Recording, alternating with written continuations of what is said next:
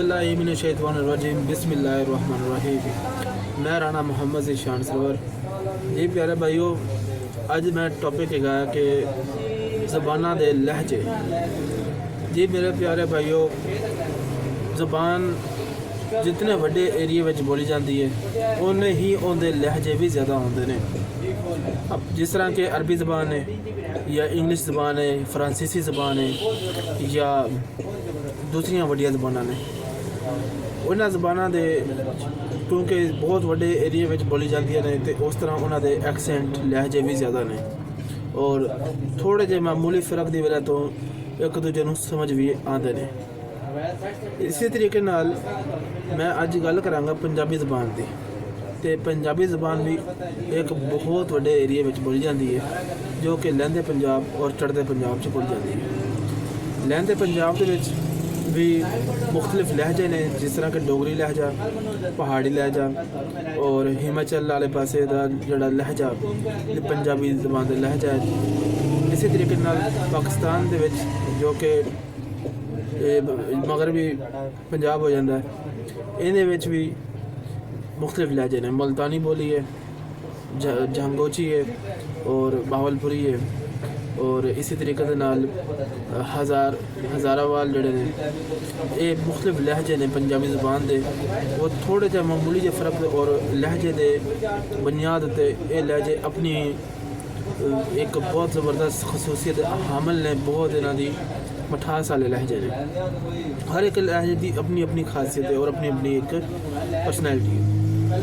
चकवाल वाला जो लहजा है उन्होंने तुसी सुन सकते हो और हज़ारावाल और इसी तरीके नाल मुल्तानी लहजा, मुल्तान डिवीजन दे जो कि डेरावाली लहजा जो कि सिंध में भी बोला जाता है और बलोचिस्तान के भी कई इलाकों में ये लहजा बोले जाते हैं।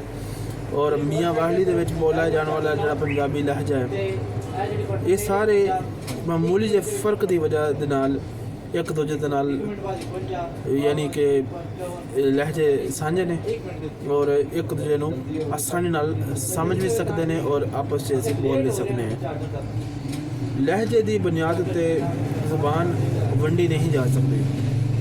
लहजे की बुनियाद पर जी ज़बान है वो तकसीम नहीं की जा सकती, क्योंकि लहजे जड़े ने वो ज़बान की खूबसूरती अंदर है।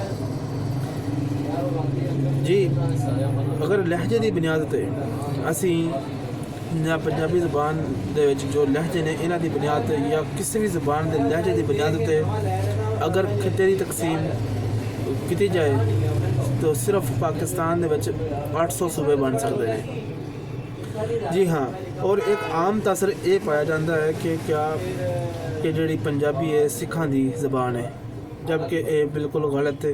पंजाबी 7000 साल तो भी पुरानी ज़बान है और पंजाबी बोलने वाले हिंदू जड़े ने वो भी मौजूद ने और सिख मज़हब की तो बुनियाद ही 550 साल हुए हैं। तो इस तो पहले जड़े मुसलमान पंजाबी जड़े सन वो मौजूद सन इस खिते में जड़े हज़ारा साल तो मुसलमान सन।